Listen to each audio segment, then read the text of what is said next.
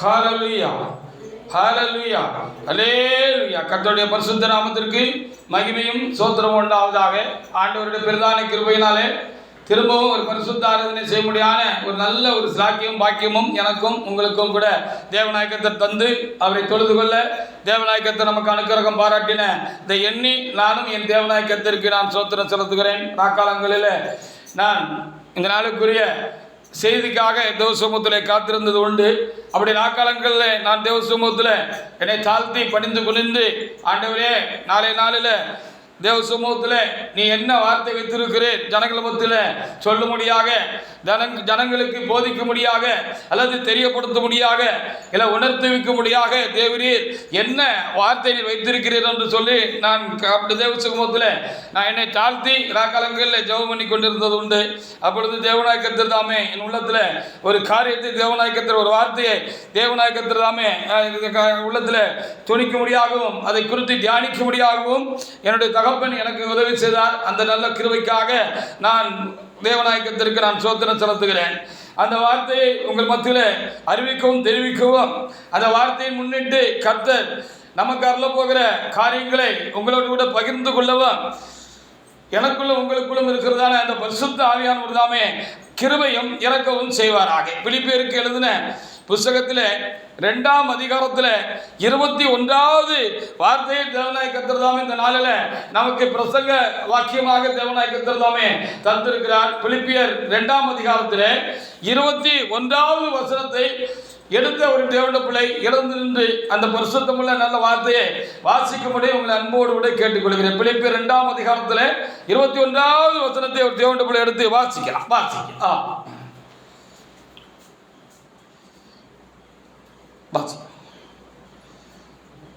21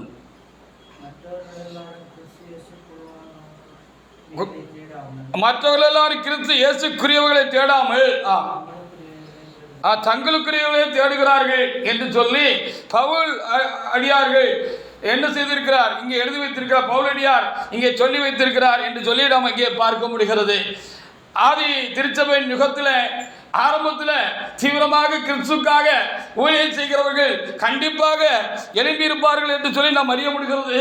ஆரம்ப கால ஊழியங்களில் கிறிஸ்து மகிமைப்பட்ட பொழுது, திருச்சபை எழுப்பின பொழுது, பெந்தெகோஸ்தே நாட்களில் திருச்சபை எழுப்பின பொழுது கிறிஸ்துக்காக தீவிரமாக ஊழியம் செய்யக்கூடியவர்கள் அநேகர் எழுப்பியிருப்பார்கள், தீவிரமாக ஊழியங்களையும் செய்திருப்பார்கள் என்று சொல்லி நாம் வேத புத்தகத்தின் மூலமாக நாம் அறிய முடிகிறது. அதற்காக நாம் இறைவனுக்கு நாம் ஸ்தோத்திரம் செலுத்துவோமாக. ஆனாலும் இந்த வார்த்தையை நாம் அப்படியே கூர்ந்து கவனிக்கிற பொழுது என்ன நமக்கு தெரிகிறது, தெரிய வருகிறது என்று சொல்லி பார்க்கிற பொழுது, காலங்கள் செல்ல செல்ல செல்ல காலம் பிந்தி போக அந்த ஊழியங்களில் ஊழியர்கள் மத்தியில் ஒரு தொய்வு உண்டாயிருக்கிறது. அவர்கள் கிறிஸ்துக்குரியவர்களை தேடாமல் தங்களுக்குரியவர்களை தேட ஆரம்பித்திருக்கிறார்கள். அவர்களிடத்தில் காணப்பட்ட அந்த தீவிரம் குறைந்து அவர்களுடைய மனநிலைகள் மாறுபட்டு வேறுபட்டு அவர்கள் கிறிஸ்துவுக்கு ஒரு சரியான ஒரு உண்மையான ஒரு பயபக்தி உள்ள ஊழியம் செய்யாதவர்களாக, உண்மை இல்லாதவர்களாக அல்லது இதில் குறைந்து போனவர்களாக அவர்களுடைய காரியங்கள் ஏதோ மாறி இருக்கிறது, ஏனதான என்று இருக்கிறது, மாறி இருக்கிறது என்று எண்ணுகிறேன். அதனால்தான் இங்கே இப்படி ஒரு வார்த்தை எழுதி வைத்திருக்கிறார்கள். அதற்காக நாம் தேவனாய் கர்த்தருக்கு நாம் ஸ்தோத்திரம் செலுத்துவோமாக.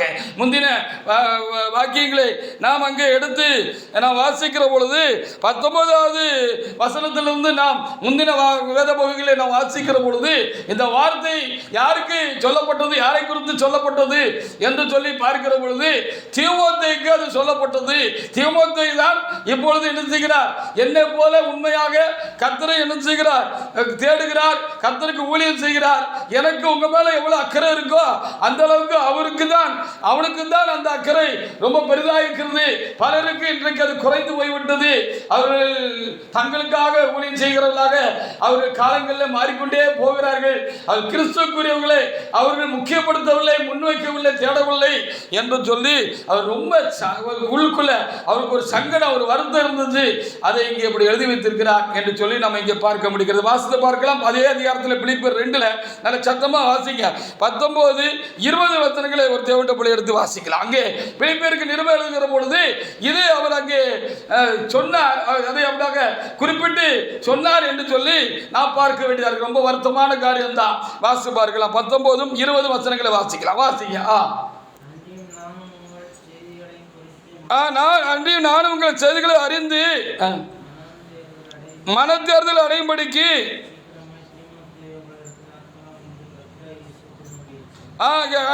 சீக்கிரமாய் தீமோத்தேயுவை உங்களிடத்தில் அனுப்பலாம் என்று கர்த்தராகிய இயேசுக்குள் நம்பி இருக்கிறேன். அது என்னென்றால் உங்கள் காரியங்களை உண்மையாய் விசாரிக்கிறதற்கு வேறொருவனும் என்னிடத்தில் இல்லை என்று சொல்லி அங்கே என்ன செய்யப்பட்டிருக்கிறது, அங்கே எழுதப்பட்டிருக்கிறது. அந்த வாக்கியங்களுக்காக நம் ஆண்டவருக்கு அதிகமாக நாம் ஸ்தோத்திரம் செலுத்துவோமாக. தொடர்ந்து 22 23 வசனங்களை கூட நீங்கள் அங்கே வாசித்து பார்க்கலாம். அப்படியானால் காலம் செல்ல செல்ல உண்மையாய் ஊழியம் செய்தவர்களும் குறைந்து போய்விட்டார்கள். கர்த்தருடைய காரியத்தில் ஒரு ஆதியில் இருந்த அந்த உற்சாகமும் அந்த உத்வேகமும் அந்த கர்த்தரிடத்தில் வைத்த அன்பும் அந்த பயபக்தியும் குறைந்து போய்விட்டது.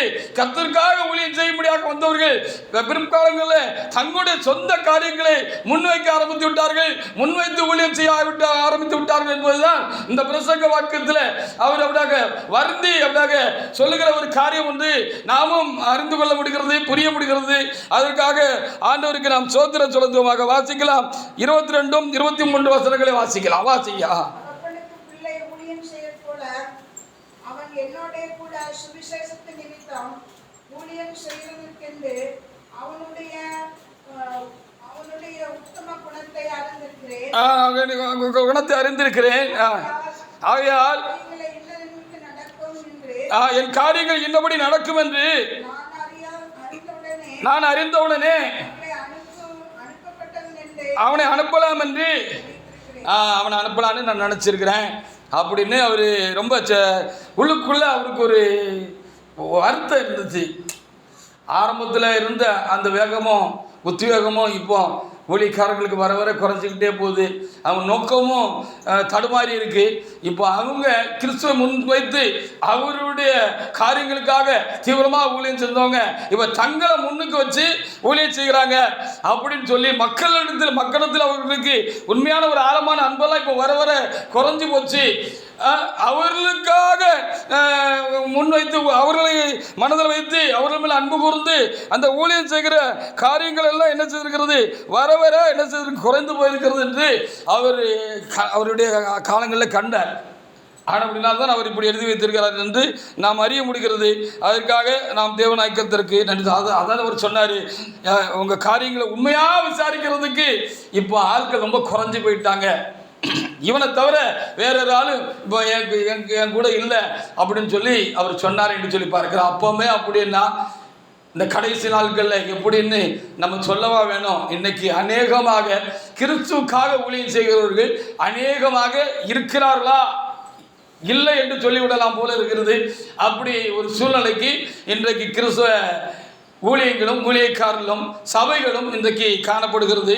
நாமும் அதில் தப்பிக்கொள்ளலாம் என்று பார்த்தால் தலைமையாக மரணத்துக்கு பிற்பாடு இங்கேயும் அப்படியாக தங்களை மேன்மைப்படுத்துறது தான், தங்களுடைய ஊழியங்களை மேன்மைப்படுத்துறது தான், தங்களோடு கூட ஜனங்களை அப்படியாக பிடித்து இழுத்து வைத்துக் கொள்வதற்கு தான், தங்களுக்கு மகிமை உண்டாக்குவதற்கு தான், தங்களுக்கு வேறு முகலும் கிடைக்க வேண்டும் என்பதற்காக தான் ஊழியம் செய்கிறார்கள். ஜனங்கள் காரியங்களை குறித்து அவருக்கு ஒரு சரியான உண்மையான நோக்கமும் சித்தமும் அன்பும் காரியங்களும் இப்போ ரொம்ப கண்டிப்பாக குறைஞ்சு போயிருக்கு அப்படின்னு சொல்லலாம். ரொம்ப வருத்தமாக நமக்கு இருக்கிறது என்று சொன்னால் ஆண்டவருக்கு எப்படி இருக்கும் என்று சொல்லி நாம் அங்கே பார்க்க வேண்டியிருக்கு. வெளியில் ஊழியங்கள் மாத்திரமல்ல, திருச்சபையுடைய ஊழியங்களும் அப்படி மாறிக்கொண்டே இருக்கிறது. தங்களுக்காக ஊழியம் செய்கிற ஊழியக்காரர்கள் தான் நாளுக்கு நாள் என்ன செய்கிற பெருகி இருக்கிறாங்க. மக்களுக்காக ஊழியம் செய்தாங்கன்னா மக்களை கண்காணித்து பார்ப்பாங்க, அவங்க எப்படி இருக்காங்க, அவனோட வாழ்க்கை எப்படி இருக்கு அப்படின்னு பார்ப்பாங்க. விசேஷமாக அவனோட ஆத்ம வாழ்வு எப்படி இருக்கிறது, அவங்களுக்கு கடவுளுக்கு இடையிலான தொடர்பு எப்படி இருக்கிறது, பயபக்தியா இருக்காங்களா, பரிசுத்தமாக இருக்கிறாங்களா, கர்த்தருக்கு ஆராதனை செய்கிறதுல அவங்க உற்சாகம் எப்படி இருக்கு, அது குறைஞ்சிருக்கா இல்லை இன்னும் காலம் செல்ல செல்ல அவங்க அதில் ரொம்ப தீவிரமாக இருக்கிறாங்களா, அவங்க கர்த்தருடைய வார்த்தையை கை கொள்றாங்களா இல்லை ஜனங்களுக்கு சொல்றாங்களா அப்படின்னு பார்க்கறது மாத்திரமல்ல, அவங்களுடைய எல்லா காரியங்களையும் சொந்த பிள்ளையுடைய காரியங்களை நம்ம எப்படி கவனமாக பார்க்கிறோமோ அப்படி பார்த்து என்ன செய்வாங்க, அவங்களுக்காக ஊழியம் செய்வாங்க. கர்த்தரை முன்வைத்து கர்த்தருக்காக ஊழியம் செய்வாங்க, ஜனங்களுக்காக என்ன செய்வாங்க, ஊழியம் செய்வாங்க என்று சொல்லி நம்ம இங்கே என்ன செய்ய முடிகிறது, பார்க்க முடிகிறது. ஆனால் அன்னைக்கே காலம் போக போக அது அவர் பவுலடியார் காலங்களிலே குறைஞ்சு போயிட்டு பின்காலங்களில் அப்படிப்பட்டவர்கள் குறைந்து போயிட்டார்கள், அந்த அந்த காரியங்கள் குறைந்து போய்விட்டது என்று சொல்லி நம்ம இங்கே பார்க்கிறது. எதற்காக கர்த்தர் சிலுவையில் இவ்வளவு கஷ்டப்பட்டு பாடுபட்டு அவர் என்ன செய்தார், தன்னோட சொந்த ரத்தத்தை சிந்தி அவமானப்பட்டு நிந்திக்கப்பட்டு பலவிதமான கொடுமைகளை அனுபவித்து உமிழ்நிற்கும் தன்னோட முகத்தை மறைக்கிறேன்னு சொன்ன மாதிரி அவர் துப்பினாங்க, காரி துப்பினாங்க. அவர் கடவுளை மனுஷன் என்ன செஞ்சான், காரி தூணு மூஞ்சில துப்புனான்னு எழுதப்பட்டிருக்கிறது. அப்பவும் அவர் என்ன செய்யலை, அவர் அமைதியாக இருந்தார் அப்படின்னு சொல்லி நம்ம ஒரு வேத புத்தகத்தில் பார்க்குறோம். எதுக்கு அப்படின்னு சொல்லி பார்க்குறது என்று பார்க்குற பொழுது யூதா எழுதின நிருபத்தில் 22வது வசனத்தில் அது என்ன செய்யப்பட்டிருக்கு, எழுதப்பட்டிருக்கு. எப்படியாயிலும் இந்த அழிந்து இந்த ஜனங்கள் நரகத்து போயிடுவாங்க இந்த பாவத்தினால. இந்த பாவம் நாளுக்கு நாள் அவங்களுக்குள்ள அதிகமாக போராடி அந்த பாவத்துக்கு மேலே பாவத்தை செஞ்சுக்கிட்டே இருக்காங்க. அதுக்கு பாவத்துக்கு அளவே இல்லாமல் போயிட்டு இந்த இப்படி பாவம் செஞ்சுட்டு இருந்தாங்க அப்படின்னு சொன்னால், இந்த பாவத்திலே அவங்க செத்து போனாங்கன்னு சொன்னால் அவங்க நரகத்துக்கு போயிடுவாங்க.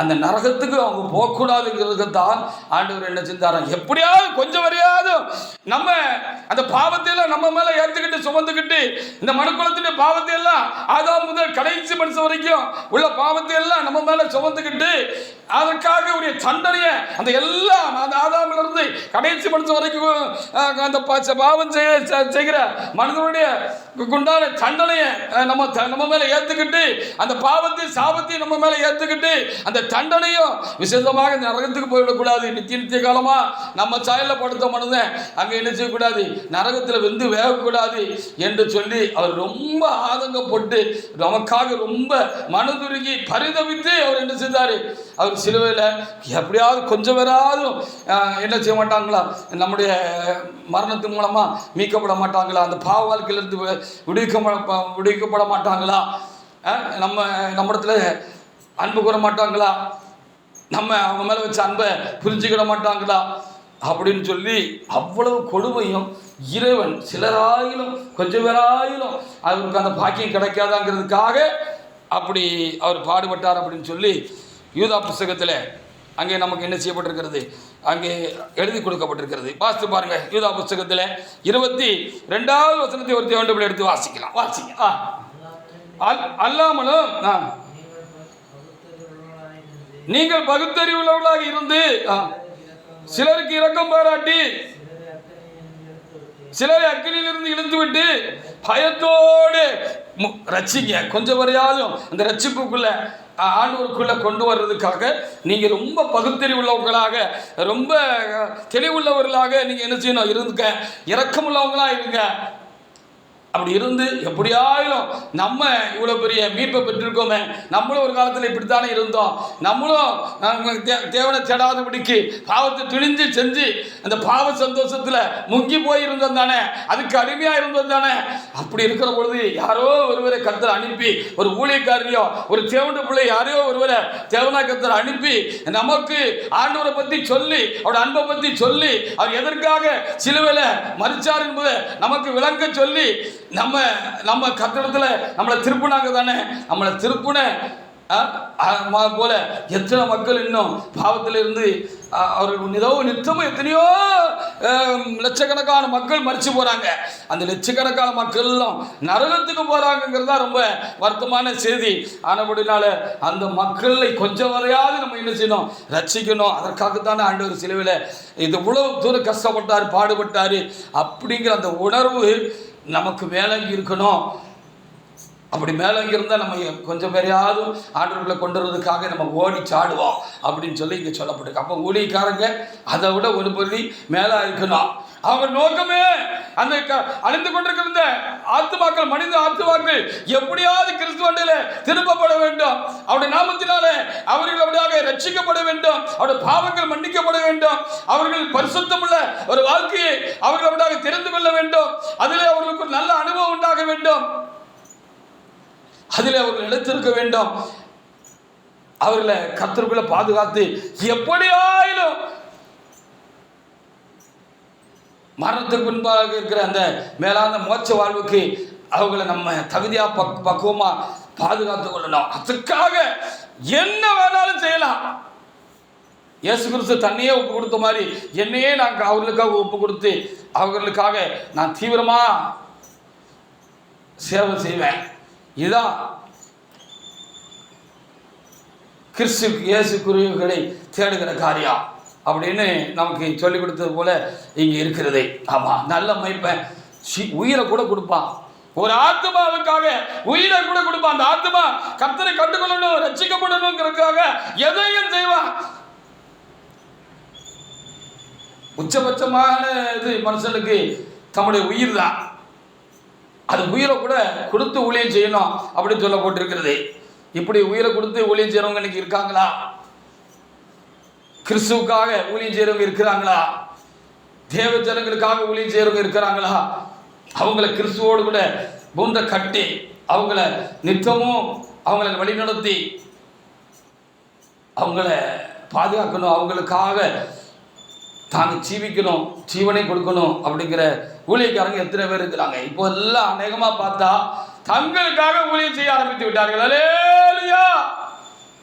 தங்களே சார்ந்து இருக்கணும், தங்களே நோக்கி பார்க்கணும், தங்க பின்னாலே வரணும், தங்களே அப்படியே ஐயா ஐயான்னு சொல்லி போற்றி வரணும். அதுக்கு எப்படி இந்த மக்களுக்கு நம்ம ஊழியம் செஞ்சா பிடிக்குமா? அப்படி அந்த மக்களுக்கு தக்கன என்ன செய்யணும்? ஊழியம் செய்யணும். பாவம் செஞ்சாலும் கண்டுக்கிடக்கூடாது. நோக்க போக்க அவங்களும் போவாங்க, நம்மளும் கண்டு காணாமலும் நம்மளும் போகணும். நம்ம பிள்ளை தப்பான வழியில போகுது அப்படின்னா, நம்ம பெத்த பிள்ளை தப்பான வழியில போகுதுன்னா எந்த ஒரு தகப்பன தாய் என்ன செய்ய மாட்டாங்க? நோக்கு போக்கா அவங்களும் போட்டோம் நம்மளும் பார்த்து பார்க்காம இருக்குன்னு சொல்ல இருக்க மாட்டாங்க. அந்த பிள்ளைகள் எதிர்த்து நின்னாலும் அவங்க எப்படி ஆயிலும் அந்த பிள்ளைய நல்ல வழிக்கு திருப்பணுங்கிறதுல ரொம்ப கவனமா இருப்பாங்க. யோவான் 10ஆம் அதிகாரத்தில் 11வது வசனத்தை ஒரு தேவனுடைய பிள்ளை எடுத்து வாசிப்பாருங்க. அப்போ நல்ல ஊழியக்காரன், கிறிஸ்துவுக்காக ஊழியம் செய்கிறவன், கிறிஸ்துவுக்குரியவனை தேடுகிற ஒரு ஊழியக்காரரு, ஒரு தேவனுடைய மனுஷன் என்ன செய்வாரு? கர்த்தருடைய காரியங்களுக்காக தேவ ஜனங்களை கர்த்தருக்குள் வழி நடத்தணும், அவங்க பாதுகாக்கணும், அவங்க கர்த்தருக்கு பிரியமாக காத்துக்கொள்ளணுங்கிறதுக்காக எல்லா காரியத்திலையும் அவங்க எழுதுவாங்க. தங்க உயிரையும் கொடுக்க வேண்டியிருந்தா கூட என்ன செய்வாங்க? கொடுப்பாங்க அப்படின்னு சொல்லி எழுதப்பட்டிருக்கு. நல்ல மைப்பன் தன் ஆடுகளுக்காக ஜீவனை கொடுக்கிறான் என்று இயேசு சொன்னார். இயேசு தன்னையும் கொடுத்தார், தன்னுடைய ஜீவனையும் கொடுத்தார். அப்போ ஊழியக்காரர்களும் அப்படி தன்னையே கொடுத்து தன்னுடைய ஜீவனை கொடுக்க வேண்டிய ஒரு சூழ்நிலை வந்தாலும் அப்படி ஒரு நல்ல ஒரு ஊழியக்காரர் இருந்து ஊழியம் செய்யணும். அன்னைக்கே காலம் போக போக சபை எழுமுன ஆரம்ப காலங்களில் இருந்த அந்த வேகமும் அந்த ஸ்பீடும் உத்வேகமும் காலத்தில் அது குறைஞ்சி போச்சு, நோக்கமும் மாறி போச்சு அப்படின்னு சொல்லி நம்ம பார்க்க முடிகிறது. அதுக்காக நாம் தேவனை நாம் சோத்திரிப்போம். வாசிக்கலாம். யோவான் 10:11 வாசிக்கலாம். வாசிங்க. நானே நல்ல வைப்பேன். நல்ல ஊழியக்காரனா இருந்தா ஆடுகளுக்காக, ஜனங்களுக்காக, ஜனங்களுடைய ஆசீர்வாதங்களுக்காக அவங்க என்ன செய்வாங்களா? தங்களுடைய ஜீவனையும் கொடுக்க வேண்டியிருந்தா கூட என்ன செய்வாங்களா? இயேசு சுவாமி மாதிரி கொடுப்பாங்க. அவர் ஒரு நல்ல மேய்ப்பன் என்று சொல்லி நான் பார்க்கிறோம். அதனால தான் செஞ்சாரு, ஆடுகளுக்காக ஜீவனை கொடுத்தாரு. நம்ம ஜீவனை கொடுத்தாலும் அவங்க ஜீவனை நம்ம பாதுகாக்கணும் அப்படின்னு சொல்லி அவங்க ஜீவனை காக்கிறதுக்காக, ஜனங்களுடைய ஜீவனை காக்கிறதுக்காக அவர் தம்முடைய சொந்த ஜீவனை என்ன செஞ்சாரு?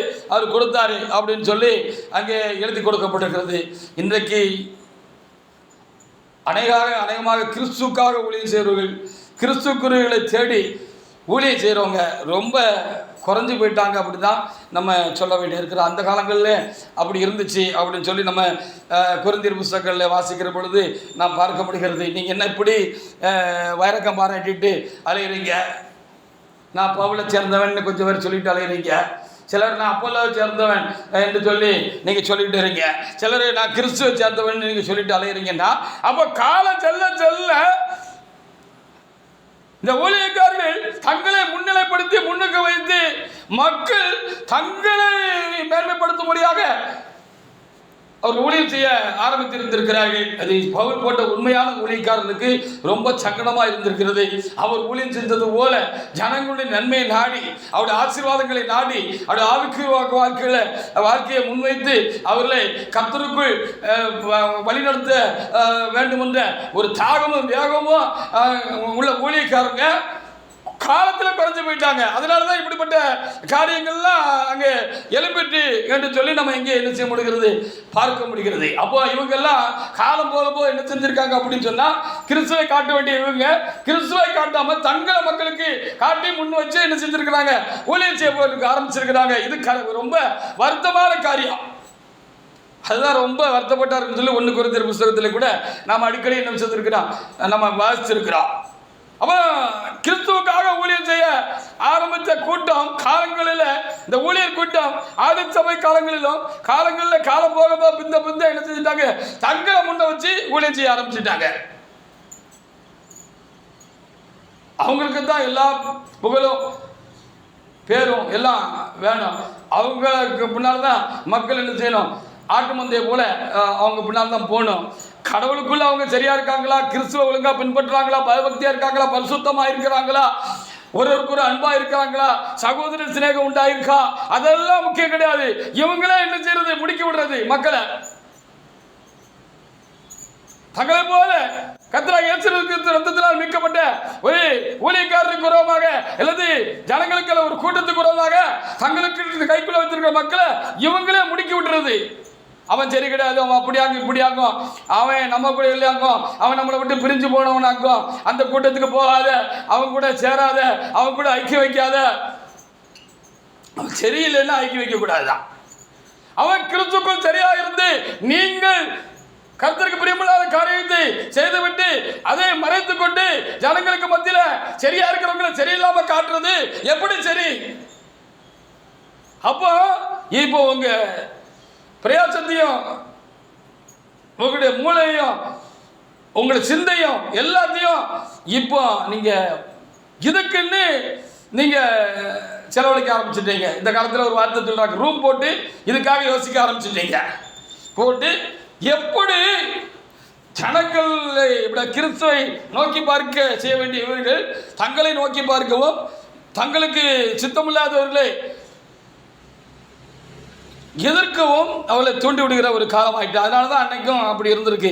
நான் அப்போலோ சேர்ந்தவன், நான் கேபாவை சேர்ந்தவன், நான் பவுலை சேர்ந்தவன், கிறிஸ்துவ சேர்ந்தவன், அங்கே பல குழப்பங்கள் பிரிவினைகள் வருகிறதற்கு இதுதான் காலமாக இருக்கிறது. கிறிஸ்துவுக்கு உரிவுகளை ஊழியக்காரர்கள் தேடணும், தங்களுக்கு உரிவுகளை தேடக்கூடாது.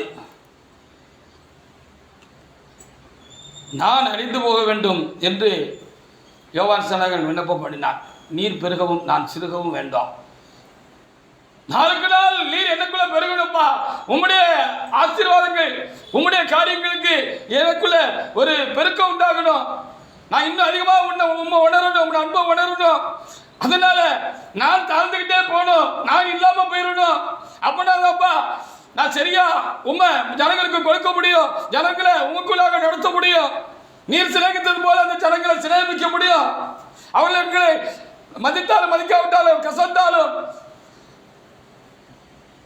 அவர்களை நாம் கசந்து கூடாதபடி அவங்களுக்கு ஒரு நல்ல சேவகனா ஊழியக்காரனா இருந்து அவங்கள பாதுகாக்க முடியும்.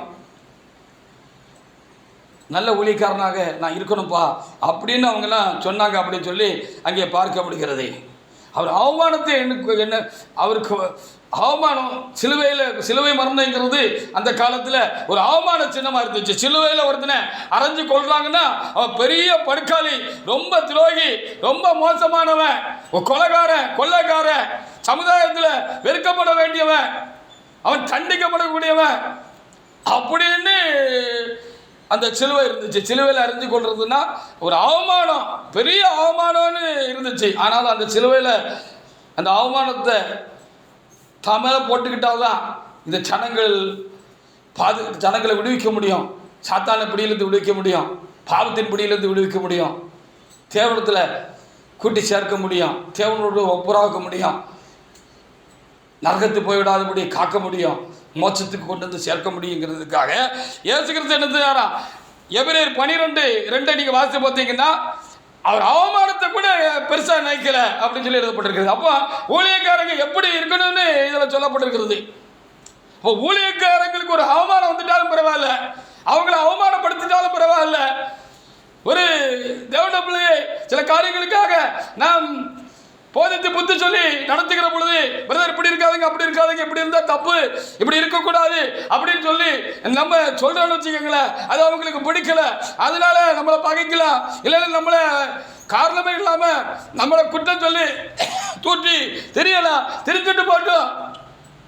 இயேசு கிறிஸ்துவை தூட்டாதுதான். இயேசு கிறிஸ்துவை அவமானப்படுத்தாத அவமானமா நமக்கு வந்துற போது அவருடைய பாடுகளை நமக்கு பங்கு கிடைச்சிருக்குன்னு சந்தோஷப்பட்டுக்கிட்டு அப்படிப்பட்ட ஆத்மாவுக்காக நம்ம என்ன செய்யணுமா? தேவ சமூகத்தில் காத்திருந்து ஜெபிக்கணும். அது விலகி போடலாம், அது தூட்டி திரியலாம், நம்மளை அவமானப்படுத்தலாம். நம்ம அப்படி இருக்கக்கூடாது ஊழியக்காரங்கன்னு சொல்லப்பட்டிருக்கிறது. இன்றைக்கி எத்தனை ஊழியக்காரங்க அப்படி இருக்கிறாங்க? அவங்கள பாதிக்கிற மாதிரி நீங்கள் அவங்கள கொஞ்சம் லைட்டாக டச் பண்ணி பாருங்கள், அவங்க எப்படி ரியாக்ட் பண்ணுறாங்கிறது அதுக்கப்புறம் தான் தெரியும். அப்போ நீங்கள் புரிஞ்சுக்கிடுவீங்க. அப்போ அன்னைக்கே பவுல் என்ன செஞ்சார்? அந்த ஜனங்களுடைய நன்மையை நாடி ஊழியம் செஞ்சார். அவங்க ஜனங்களுடைய காரியங்களை முன் வச்சு அவர் என்ன செஞ்சார்? அவர் ஊழியம் செஞ்சார். அப்படிப்பட்ட ஊழியக்காரர்கள் குறைஞ்சு போயிட்டாங்க. இப்போ தீமோத்தி ஒருத்தன் தான் என் கைக்குள்ளே இருக்கிற ஊழியக்காரன், அவன் தான் கொஞ்சம் என்ன மாதிரி ஜனங்களை நன்மையை நாடி அவங்கள முன் வச்சு அவங்களுக்காக உண்மையாக என்ன செய்கிறான்? ஊழியம் செய்கிற காரியங்கள் உண்டாயிருக்கு. என்ன போல உண்மையாக உங்களை விசாரிக்கிறதுக்கு அவன் ஒருத்தன் தான் இருக்கான்னு சொன்னது போல இன்னைக்கு விரல் விட்டு எண்ணிடலாம் போல இருக்குது. சபை நிலைமையும் அந்த நிலைமைக்கு போனது தான் ரொம்ப வருத்தப்படுகிற ஒரு விஷயமா இருக்கிற. எபிரேயர் 12:2 வாசிங்க.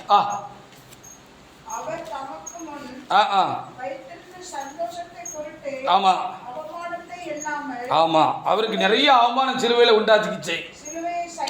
ஆமா ஆமா, அவருக்கு முன்ன இருந்த அவமானத்தை குறித்து அவர் பெருசாக நினைக்காம அவருக்குள்ள ஒரு சந்தோஷம் இருந்துச்சு. அவர் பிதாவுடைய வலது பாரசத்தில் போய் உட்கார்ந்தாரு, மகிமையை பெற்றுக் கொண்டாரு, எல்லாம் சரிதான். அவருக்குள்ள பெரிய சந்தோஷம் இருந்துச்சு. நம்ம எவ்வளோ அவமானப்பட்டாலும் பரவாயில்ல, நம்ம பிள்ளை தப்பணுமே, நம்ம சாயல படைச்ச இந்த மனுஷன் தப்பணுமே, அவன் தீக்கிர ஏறக்கூடாது, நித்தியமான ஒரு அழிவு அவனுக்கு உண்டாயிடக்கூடாது, அவன் நிரந்தரமாக அவனை நம்ம இழந்து போயிடக்கூடாது, அவன் நமக்கு வேணுமே அப்படிங்கிறதுக்காக என்ன அவமானப்பட்டாலும் பரவாயில்ல, அவனை எப்படியாவது நம்ம தற்காக்கணும், பாதுகாக்கணும், அவனை திருப்பிடணும், நம்ம கிட்ட கொண்டு சேர்த்துடணும், அவனை எப்படியாவது ரட்சித்திடணும் அப்படிங்கிற ஒரு உணர்வு, அன்பின் மிகுதி ஆழம் இயேசு கிறிஸ்துக்கு இருந்ததுனால தான் அவ்வளோ அவமானத்தையும் அவர் பெருசாக எடுத்துக்கல அப்படி சொல்லப்பட்டாங்க. அப்போ ஊழியக்காரங்க, இப்படிப்பட்ட ஊழியக்காரங்க இன்னைக்கு எத்தனை பேர் இருக்கிறாங்க? ஐயா ஐயான்னு கையை கட்டிக்கிட்டு அவங்களுக்கு முகமன் சொல்லி அவங்கள துதிபாடி அவங்கள போற்றி புகழ்ந்து, உங்களை மாதிரி ஊழியக்காரங்க யாரையா உண்டு அப்படி இப்படின்னு அவங்கள போட்டிக்கிட்டு இருக்கும் போது இருக்கிற அதே மனநிலை அவங்க நியாயத்துக்காக கூட ஏதாவது என்னையா இப்படி அப்படின்னு சொல்லி கொஞ்சம் சங்கடப்பட்டுட்டாங்க, முகம் சொல்லிச்சுட்டாங்க அப்படின்னு சொன்னால், ஓ நீ என்னைய மிரட்ட பாக்கியா, என்னைய நீ குற்றம் கண்டுபிடிக்க பார்த்துட்டியா, எனக்கு நீ புத்தி சொல்ல ஆரம்பிச்சிட்டியா, என்னையே குறை சொல்ல ஆரம்பிச்சிட்டா அப்படின்னு சொல்லி அப்படி அந்த தனக்கில் உள்ள ஊழியக்காரனாக இருந்தாலும் விசுவாசியாக இருந்தாலும் சரி, வேற இருக்கிற ஊழியக்காரங்க தான் இன்றைக்கு நமக்குள்ள மிகுதியாக இருக்கிறார்கள். அப்போ இவங்க கிறிஸ்துவுக்காக ஊழியம் செய்யல, தங்களுக்காக ஊழியம் செய்கிறவர்கள். இன்றைக்கு பிலிப்பியர் 2:1 சொன்ன போல இவர்கள் கிறிஸ்துவுக்குரியவர்களை தேடவில்லை, தங்களுக்குரியவர்களே தேடுகிறார்கள் என்று சொல்கிறது. அப்படி நம் இருக்கு இப்படி அப்போ அந்த கடைசி நாட்களில் அறுப்ப முக்தி, வேலையாட்களோட குறைவு, அறுப்புக்கு எஜமான் வேலையாட்களை அனுப்பும்படி அவரிடத்தில் வேண்டிக் கொள்ளுகிறது மாதிரி நல்ல ஊழியக்காரங்க வேணும்பா. உண்மையாக கிறிஸ்துவை நேசித்து அப்படி ஜனங்களை நேசித்து ஆத்துமாக்களுக்காக தாகம் பாரமுள்ளவர்களாக தேவ சமூகத்தில் சரியாக ஊழியம் செய்யக்கூடிய, தங்களையே அந்த தியாக பலியாக ஒப்பு கொடுத்து, ஜீவ பலியாக ஒப்பு கொடுத்து, எதையும் பொருட்படுத்தாம, எதையும் எதிர்பார்க்காம, எந்த ஒரு எதிர்பார்க்கும் நோக்கமும் தனக்குன்னு இல்லாம கிறிஸ்துக்காக ஊழியம் செய்யக்கூடிய ஊழியக்காரங்க கடைசி காலத்தில் எழும்பணும். அல்லேலூயா. அப்படி இல்லைன்னா ஆத்துமாக்கள் எல்லாம் அழிந்து போயிடும்.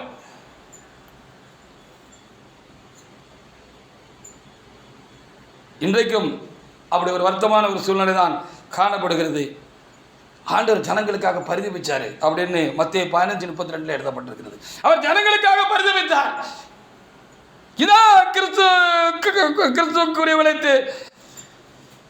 தேடுகிறது அப்படின்னு சொல்லி அர்த்தம். கிறிஸ்து எப்படி ஊழியம் செஞ்சாரு?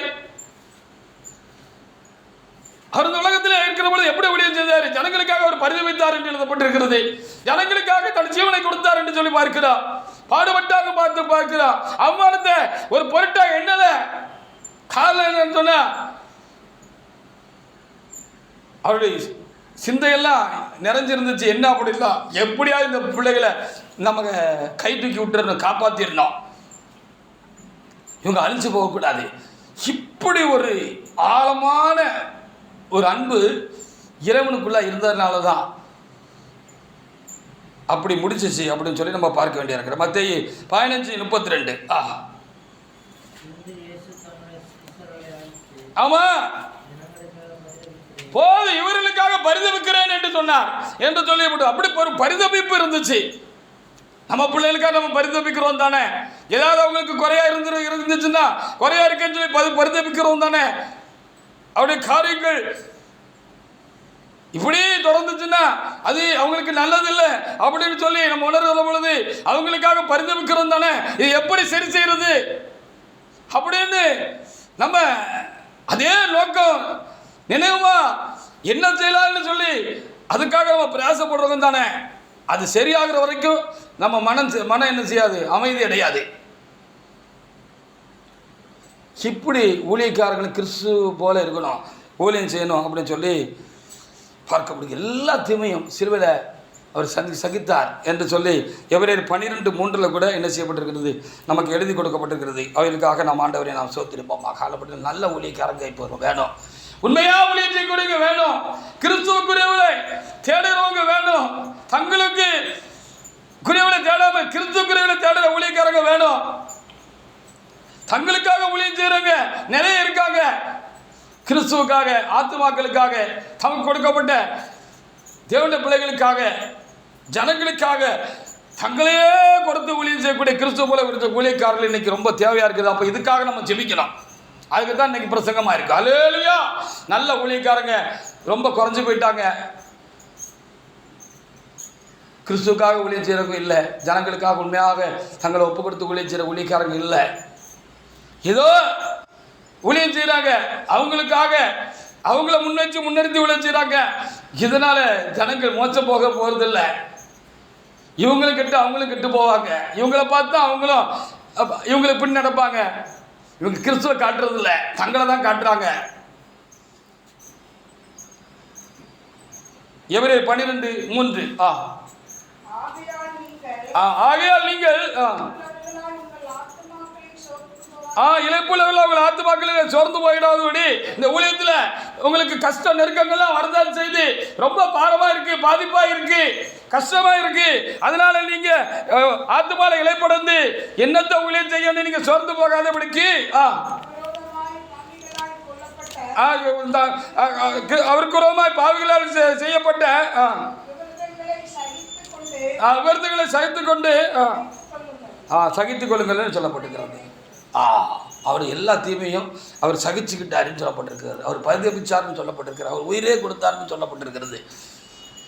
எப்படியாவது நாம் படைச்சது கோடி கோடியாக இருக்கிற மக்களில் ஒரு சில கோடிகளையாவதும் நம்ம மோட்சத்தில் கொண்டு வந்து நிப்பாட்டிடணும் அப்படிங்கிறதுக்காக அவர் தன்னையே கொடுத்துட்டாரு, தன்னையே இழந்துட்டார். இப்படி ஒரு ஊழியம் செய்யக்கூடிய ஊழியக்காரங்க இன்றைக்கி வேணும் அப்படின்னு இங்கே எழுதப்பட்டிருக்கிறது. ஜனங்க எப்படியாவது ரட்சிக்கப்படணுங்கிற ஒரு தீவிரம், ஒரு மோட்டிவ் பவுலுக்கு இருந்ததாக 1 கொரிந்தியர் புத்தகத்தில் 9ஆம் அதிகாரத்தில் 19 முதல் வாசி பார்த்தா நம்ம அங்கே என்ன செய்ய முடிகிறது, நம்ம அங்கே பார்க்க முடிகிறது. அப்படி அவர் இருந்தார். கிறிஸ்துவோட அன்பு அவர் என்னை நெருக்கி ஏவுதுன்னு சொன்னேன். அவருக்குள்ள கிறிஸ்துவின் அன்பு பரிபூர்ணமாக உண்டாயிருந்துச்சு. எதற்காக அவர் இவ்வளவு தூரம் தேவனா இருந்தோம், ஒரு மனுஷனா கடந்து வந்தது மாத்திரமல்ல, ஈனப்பிறகு போல இந்த துரோகிகளும் அநியாயக்காரர் அக்கிரமக்காரர்களும் ஆகிய இந்த மனுஷர்களுக்காக இவ்வளவு ஒரு ஈனமான நிலைமையில அவர் சிலுவையில் அவர் தொங்கினாரு அப்படிங்கிறது அவர் உண்மையா ஆத்மா அவர் வளர்ந்திருந்ததுனால இந்த கிறிஸ்துவின் அன்பு அவர் என்ன செஞ்சான், நெருக்குச்சான். எனக்காக மாத்திரம் தானா,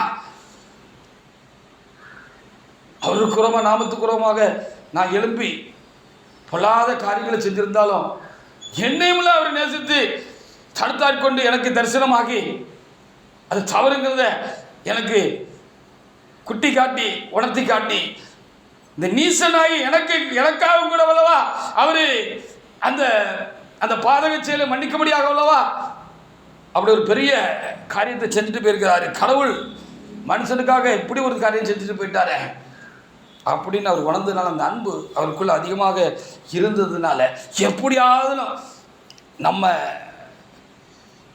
பிடிச்சி நிறுத்தி நம்மளை அவர் அன்பை ருசிக்க செஞ்சு நம்மளோட பொல்லாத காரியங்கள்லாம் மன்னிச்சு நம்ம ஏற்றுக்கொண்ட அந்த ஆண்டவருடைய அன்பை எப்படியாவது கொஞ்சம் பேருக்காவது விளங்க முடியாது செய்து அவர்களையும் நம்மோடு கூட அந்த கிறிஸ்துக்குள்ளே இழுத்துடணும், அவருடைய அன்புக்குள்ளே கொண்டு வந்துடணும் அப்படிங்கிறதுக்காக எல்லாருக்கும் எல்லாம் ஆனார் அப்படின்னு சொல்லி அங்கே எழுதப்பட்டிருக்கிறது. படித்தவன்கிட்ட மாத்திரம் இல்லை, படிக்காதவங்ககிட்டையும் அவர் பண்பாக நடந்துக்கிட்டார் அப்படின்னு சொல்லப்பட்டிருக்கிறது. அப்போ பலதையும் சொல்லப்பட்டிருக்கிறது. கிறிஸ்தவங்கள் மத்தியில், புரஜாதிகள் மத்தியில், எல்லாரும் மத்தியிலும் எப்படியாவது ஒரு சிலரையாவது என்ன செய்யணும், நம்ம அந்த யூதாவில் சொன்ன போட்ட போல கிறிஸ்துக்குள்ளே கொண்டு வந்துடணும் அப்படிங்கிறதுக்காக ரொம்ப பிரயத்தனம் பண்ணார் அப்படின்னு அந்த வேத பகுதிகளில் என்ன செய்யப்பட்டிருக்கிறது, எழுதப்பட்டிருக்கிறது. அவைகளுக்காக நாம் ஆண்டவருக்கு நாம் ஸ்தோத்திரம் செலுத்துவோம். வாசித்து பாருங்க. நான் ஒருவருக்கும் அடிமைப்படாதவனா இருந்தும் அதிக ஜனங்களை ஆதாயப்படுத்திக் கொள்ளும்படிக்கு என்னைத்தானே எல்லாருக்கும் அடிமையாக்கினேன். வாசிங்க, சாத்தி வாசிங்க. யூதரை ஆதாயப்படுத்திக் கொள்ளும்படிக்கு யூதருக்கு யூதரை போலவும் நியாயப்பிரமாணத்துக்கு கீழ்பட்டவர்களை ஆதாயப்படுத்திக் கொள்ளும்படிக்கு நியாயப்பிரமாணத்துக்கு கீழ்பட்டவரை போலவும் ஆனேன்.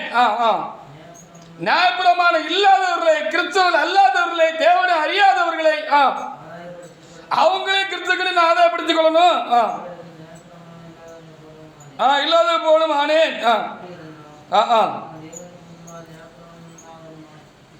ஆமா, கிறிஸ்துவின் பிரமாணத்துக்கு உட்பட்டவனா இருந்தேன். அன்பே பிரதானம் என்று சொன்ன இயேசுடைய அந்த நல்ல காரியங்களுக்கு நான் என்ன செய்தேன், அந்த பிரமாணங்களுக்கு நான் அப்படியே கட்டுப்பட்டவனும் குணமாக இருந்தேன். பலவீனரை ஆதாயப்படுத்திக் கொள்ளும்படிக்கு பலவீனருக்கு பலவீனரை போல ஆனேன்.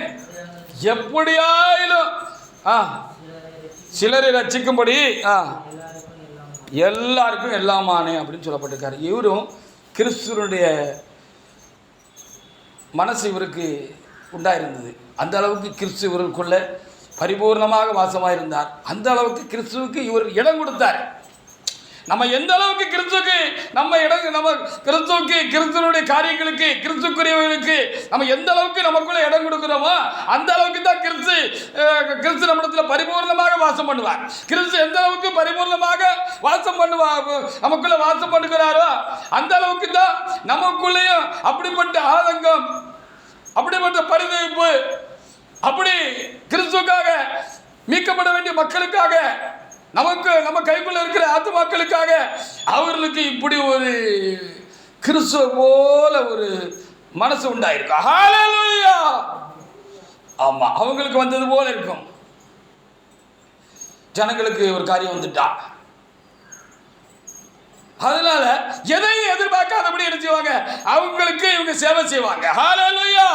இயேசுநாதரே சொன்னார் இல்லையா, நான் ஊழியம் கொல்லும்படி நான் வரவில்லை, ஊழியம் செய்யும்படி வந்தேன் எப்படி சொன்னார். ஹல்லேலூயா. அவர் ஊழியம் கொல்லுவதற்கு தகுதியானவர், சர்வத்தையும் படைத்த தேவன், எல்லா சிருஷ்டிகளுக்கும் அவர் ஆண்டவர், எல்லாம் அவருடையது, எல்லாரும் அவங்களுக்கு கீழானவர்கள், அவருக்கு ஊழியம் செய்ய வேண்டியவர்கள், அவருக்கு சேவை செய்ய வேண்டியவர்கள். மனிதர்கள் அவருக்கு சேவை செய்கிறது கூட தகுதி இல்லாம போயிட்டாங்க, பாவம் செய்து அசுத்தமா போய் அவர் முன்னால நிக்கிறதுக்கே தகுதி இல்லாம போயிட்டாங்க. அப்படிப்பட்ட மனிதர்களிடத்துல வேலை கொள்ளாம அவர்களுக்காக வேலை செய்யறதுக்கு, ஊழியம் செய்யறதுக்கு நான் வந்தேன்னு ஆண்டவர் சொன்னார் தானே. அப்போ அந்த கிறிஸ்து பரிபூர்ணமாக ஒரு ஊழியக்காரனுக்குள்ளே வாசமா இருந்தால் அவன் தன்னுடைய காரியங்களை நினைச்சே பார்க்க மாட்டான், தேட மாட்டான், தனக்காக ஊழியம் செய்ய மாட்டான், ஜனங்களை தான் பக்கத்தில் பிடிச்சு வச்சுக்கணும் அப்படி நினைக்க மாட்டான். கிறிஸ்துவோடு கூட அவர்களை ஊன்ற கட்ட வேண்டும், கிறிஸ்துக்குரியவர்களை தேடுமொழி தேடி அவங்களை தேட வைக்கணுங்கிறதுல இருப்பான். அவங்களுக்காக அவன் ஊழியம் செய்யக்கூடியவனாக, சேவை செய்வனாக இருப்பான். எதையும் எதிர்பாராம செய்வான். ஹல்லேலூயா. எதையும் எதிர்பார்க்க மாட்டான். அப்படிப்பட்ட ஊழியக்காரங்க அன்னைக்கு ரொம்ப குறைஞ்சி போயிட்டாங்க. தீமோத்தேயு ஒருத்தன் தான் இப்போ என்ன மாதிரி தனக்குரிய தேடாமல் கிறிஸ்துக்குரியில் தேடக்கூடியவனாக இருக்கிறான். அதனால் அவனை உங்கள்கிட்ட அனுப்பலாம்னு நான் ஆலோசிச்சுட்டு இருக்கேன் அப்படின்னு சொன்னார். அப்போ இன்றைக்கு மகா பரிதாபமான நிலைமை சபையிலும் அப்படி ஆகிவிட்ட பொழுது, எப்படியாவது ஆத்மாவை நம்ம பக்கத்தில் பிடிச்சி வச்சுக்கணும். அவன் எப்படி இருந்துட்டாலும் பரவாயில்ல, அவன் சரியில்லாமல் இருந்துட்டாலும் பரவாயில்ல, ஒழுங்கினமாக இருந்துட்டாலும் பரவாயில்ல, அவன் பாவத்தில் இருந்துட்டாலும் பரவாயில்ல,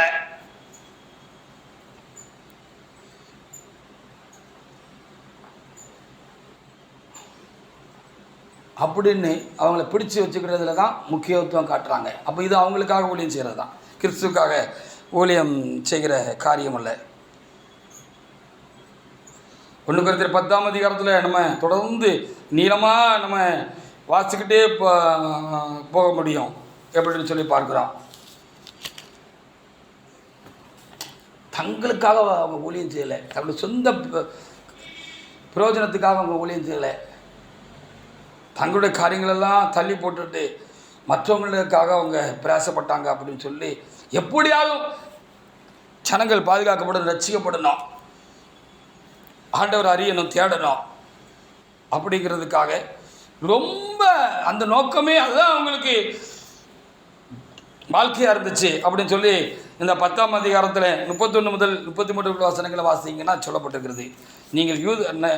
நீங்களும் யூதருக்கும் கிரேக்கருக்கும் தேவனுடைய சபைக்கும் இடர்கள் இல்லாதவங்களாக இருங்க அப்படின்னு அவர் சொல்லிட்டு போயிருக்கார். அப்படி ரொம்ப பார்த்து பயந்து நடந்தாங்க. நம்மளை பார்த்து ஜனங்களும் என்ன செய்யக்கூடாது, தப்பிடக்கூடாது அப்படி சொல்லி, அதை செய்யாத இதை செய்யாத, அது பாவம் இது பாவம் அப்படின்னு சொல்லுகிற தேவனுடைய மனுஷன் அந்த ஜனங்களுக்கு முன்மாதிரியாக நடக்கணும் இல்லையா?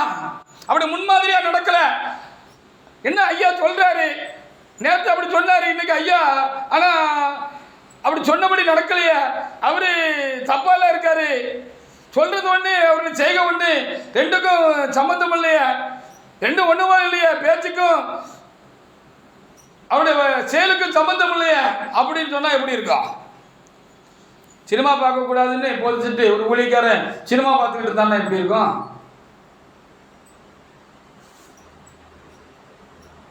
ஒரு நாள் பல வருடங்களுக்கு முன்பாக நடந்த சம்பவம். ஒரு விசுவாசி ஒரு ஊழியக்காரர் வீட்டுக்கு போயிருக்காப்புல, திடீர்னு திடுப்புன்னு போயிட்டாங்க. ஏதோ ஒரு காரியம் உதவி கேட்கறதுக்கோ எதுக்கோ ஒண்ணுக்கு போயிட்டாங்க. அப்படி திடுப்புன்னு இவங்க வீட்டுக்குள்ள போயிட்டாங்க, சடக்குன்னு வீட்டுக்குள்ள போயிட்டாங்க. வீட்டுக்குள்ள போனா அங்க அவர் எம்ஜிஆர் படம் பார்த்துக்கிட்டு இருந்திருக்கிறாரு. நாணையிட்டால் அது நடந்து விட்டால் அப்படின்னு அங்கே ஒரு பாட்டு ரொம்ப மும்முரமா ஓடிக்கிட்டு இருந்திருக்கு ஊழியக்காரர் வீட்டில். என்னையா இது அப்படி, இது கொள்கை பாட்டு, அதனால் பார்த்ததுனால தப்பு இல்லை. கொள்கை பாட்டுக்கு அடுத்தால காதல் பாட்டும் வரும், கருமாதியும் வரும், கருமமும் வரும். அப்போ அதையும் பார்ப்பான், இதை பார்ப்பான். இப்படி சொன்ன ஓ அப்போ அப்படியா அப்படின்னா இந்த அடுத்தால அந்த ஆத்மா தேவனுக்கு பயப்படுமா? இதெல்லாம் தோஷமான காரியம். இது நியாய தீர்ப்பில் வரும்னு சொன்னால் அதுக்கு பயம் வருமா? ஐயா அப்படி தான் சொல்லுவார். ஆனால் அவரே பார்க்காரு. அப்போ அவரும் பரலம் போவார் தானே, அப்போ நம்மவும் போகலான்னு. நான் அப்படியே பயங்கரத்துக்கு ஒரு நாள் போய் ஒரு ஊழியத்துக்காக போயிருந்தேன். ஊழியத்துக்காக போகிற பொழுது ஒரு ஊழியக்காரர், அவர் இப்போ இல்லை, ஒரு இதுக்காக சொல்லுகிறேன், நான் யாரையும் குற்றப்படுத்துகிறதுக்காக இல்லை, பார்த்துக்கிட்டு இருக்கேன், சினிமா ஓடுது, அவர் பார்த்துக்கிட்டு இருக்கிறாரு. அப்போ அந்த வீடு, அவர் ஒரு ஊழியக்காரர் மாத்திரமல்ல, அந்த குடும்பத்துக்கு மூத்தவர், அந்த குடும்பமும் சபையில் தான் இருக்கிறது. அப்போ அந்த ஜனங்களை எப்படி சீர்படுவாங்க, எது ரைட்டு தப்புங்கிறத எப்படி தெரிந்து கொள்வாங்க, தெளிவடைவாங்க. அப்போ அவரு முன்னாடியா இருந்து ஒருவேளை அவர் வீட்டுக்கு அவர் வந்து இருக்கிறாரு, ஏதோ ஒரு காரணத்தினால அங்க வந்து தாமசிக்கிறார், தங்குறாரு அப்படின்னு சொன்னா, அவங்க அப்படிப்பட்ட காரியங்கள் செய்ததுன்னா இது உங்க ஊழியக்காரர் கண்டிக்கலையா, இது நீங்க செய்யக்கூடாது. ஏற்கனவே சபையில நமக்கு எத்தனையோ வருடங்களுக்கு முன்பாக சுற்றறிக்கையெல்லாம் விட்டுருந்தாங்களே, மேல இருந்து மேல இடத்துல இருந்து இப்படி சினிமா பார்க்கக்கூடாது, ஆபாசமான காரியங்களை பார்க்கக்கூடாது, பார்த்தீங்க அப்படின்னு சொன்னால் திருவிருந்து கட்டு, உங்களுக்கு கட் பண்ணப்பட சாட்சி கிடையாது அப்படின்லாம் சொல்லியிருந்தாங்களே, நீங்கள் இப்படி பார்க்கலாமான்னு சொல்ல வேண்டிய அவரே உட்காந்து பார்த்தா. அப்படி சில ஊழியக்காரங்க ராத்திரி 12 மணி 1 மணி வரைக்கும் உட்காந்து இப்படிப்பட்ட கருமங்கள் எல்லாம் பார்த்தாங்க அப்படின்னு சொல்லி விசுவாசி வந்து சொன்னா, அந்த விசுவாசி எப்படி கடவுளுக்கு பயப்படும், இவங்களுக்கு பயப்படுவாங்க. அப்போ ஜனங்கள் பாவம் செய்யறதுக்கு நம்ம காரணமா இருக்கிறோம். ஹல்லேலூயா! அப்படி இருக்கக்கூடாது தானே, நம்ம முன்னாடிகளாக இருக்கணும் தானே. குற்றமுள்ள நெஞ்சு குறுகுறுக்குங்கிற மாதிரி மேடையில் பேசும்போது ஒரு காரியத்தை தவறு என்று சுட்டி காட்டுகிற பொழுது, ஜனங்களை கடிந்து கொள்கிற பொழுது, கண்டிக்கிற பொழுது ஏன் மனசு குறுகுறுக்க கூடாது அல்லவா? பாவம் செய்கிறவனுக்கு அடைக்கலம் கொடுக்க கூடாது அல்லவா? பாவம் செய்கிறவனுக்கு அடைக்கலம் கொடுக்கலாமா? ஒரு ஊழியக்காரர் கண்டிச்சு அது பாவம், ஆனால் உங்களுக்கு திருவிருந்து கிடையாது, அது தப்பு, கர்த்தர் சொல்லி இருக்கிறாரு, நீங்க அதை சீர்படுத்துங்க, உங்களுக்கு திருவிருந்தாரம் கிட்ட காணிக்க வாங்க மாட்டேன்னு சொல்லி இருக்கிற பொழுது, அப்படிப்பட்ட விசுவாசிகள் அவரை பகைச்சுக்கிட்டு முறைச்சுக்கிட்டு, இந்த மடம் இல்லைன்னா சந்த மடம் இல்லைன்னா சர்க்கார் மடம்னு சொல்லி சிலர் என்ன செய்வாங்க, சொல்லுவாங்க, இந்த வேலையிலன்னா அந்த வேலை, அந்த வேலையில இன்னொரு வேலைன்னு சொல்லி அர்த்தம். இப்படி எங்கேயாவது போய் நான் பழச்சிக்கிடுவேன், உமா கிட்ட ஒன்றும் நம்ம அடிமை மாதிரி இருக்க வேண்டாம் அப்படின்னு சில நேரத்தில் உலகத்தில் அப்படி ஒரு பழமொழி சொல்லுவார்கள். இந்த மடம் இல்லைன்னா சந்த மடம், இந்த சந்த மடம் இல்லைன்னா சர்க்கார் மடம், இங்கே இல்லைன்னா அங்கே இல்லைன்னா இங்கே இருக்கிற மாதிரி யார் வந்தாலும் ஏன் இருந்தீங்க, எதுக்கு வந்தீங்க, என்ன காரணம் கேட்காம சேர்த்துக்கிட்டாங்கன்னா இவங்க கிறிஸ்துக்குரியவர்களை தேடுகிறவர்களா? இவங்க வந்து தங்களுக்குரியவர்களை தேடுகிறார்கள். பொருளுக்காக, பேருக்காக, புகழுக்காக, நம்ம பக்கத்தில் கொஞ்சம் கூட்டம் இருந்தால் தான் நம்மளை 4 பேர் மதிப்பாங்கிறதுக்காக ஒழிச்சிறாங்க. இப்படி அன்னைக்கே ஆதி திருச்சபையில் காலம் போக போக, நாட்கள் செல்ல செல்ல ஊழியக்காரருடைய அந்த தகுதி குறைஞ்சிட்டு மாறிட்டு அப்படின்னு சொல்லி அவர் வருத்தப்பட்டார். இந்த காலம் ரொம்ப மோசமாக இருக்கிறது, வருகையின் காக்கள் நெருங்கி இருக்கிறது. இந்த ஊழியக்காரர்கள் ஊழியம் செய்கிறார்கள், இவர்கள் வருகைக்கு ஆயத்தமாக இருக்கிறார்களா? இவருடைய வாழ்க்கை செம்மையாக இருக்கிறதா? இவருடைய அந்தரங்க வாழ்க்கை செம்மையாக இருக்கிறதா இல்லையா? 2வது விஷயம், அது தேவனுக்கு தெரியுமா, ஜனங்களுக்கு தெரியுமா, தெரியாதா? ஆனால் இவர்களுடைய வெளியரங்கமான காரியங்களே ஒத்துக்கொள்ளக்கூடியதாக இல்லை, ஒப்புக்கொள்ளக்கூடியதாக இல்லையே, தேவனுடைய நாமத்தை மகிமைப்படுத்துகிறதா இல்லையே, கிறிஸ்துக்குரியவர்களை தேடவில்லையே. அப்போ எவ்வளவு இது கஷ்டமான காரியம் என்று சொல்லி நாம் ரொம்ப யோசிக்க வேண்டியதாக இருக்கிறது. அதற்காக நாம் தேவனாய் கர்த்தரை நாம் ஸ்தோத்திரிப்போமாக. எப்படியாவது கிறிஸ்துக்குள்ள ஜனங்களை நிலைநிறுத்தணுங்கிறதுக்காக பவுல் போன்றவர்கள்லாம் ஊழியம் செய்தார்கள். அதில் தீமோத்தேயும் ஒருவர், இப்படி ஒரு சிலர் அன்னைக்கும் விரல் விட்டு என்ற மாதிரி இருந்தாங்க, அநேகர் வேறு விதமாக போயிட்டாங்க அப்படின்னு சொல்லி எழுதப்பட்டு கொலோசியர் 1ஆம் அதிகாரத்தில் 28 29 வசனங்களை வாசித்து பார்க்கலாம்.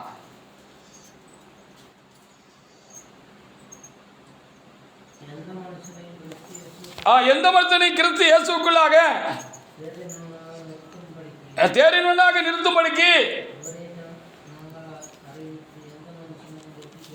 ஆமாம், எந்த மனுஷனுக்கும் நாங்கள் என்ன கிறிஸ்துவே காண்பித்து கிறிஸ்துவனுடைய போதனையை நாங்கள் முன்னிறுத்தி எந்த மனிதனுக்கும் நாங்கள் புத்தி சொல்லுகிறோம். எல்லா மனுஷனுக்கும் நாங்கள் என்ன செய்கிறோம், நாங்கள் உபதேசம் பண்ணுகிறோம். அடுத்த வசனம்.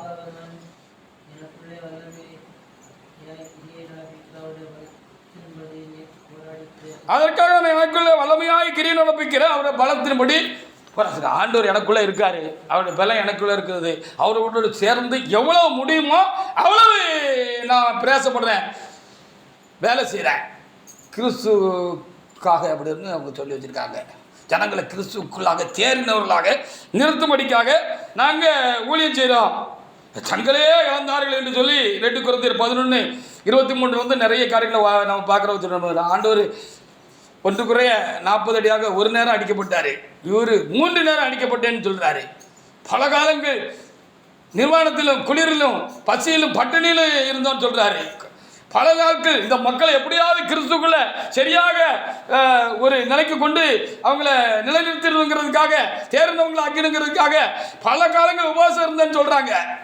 சபை குறித்து, ஒவ்வொரு சபையை குறித்து அவர் ஒரு பெரிய ஊழியக்காரராக அவர் இருந்தபடினால, அநேக சபைகளை எழுப்பின ஊழியக்காரராக இருந்தபடினால, அந்த ஒவ்வொரு கிளை சபைகளிலும் இருக்கிற மக்கள் எப்படி இருக்கிறாங்க, ஊழியம் செய்கிற ஊழியக்காரங்கள் எப்படி இருக்கிறாங்க அப்படிங்கிற கவலை நாள்தோறும் அவங்களை நெருக்கச்சின்னு சொல்லி வேதத்தில் எழுதப்பட்டிருக்கு.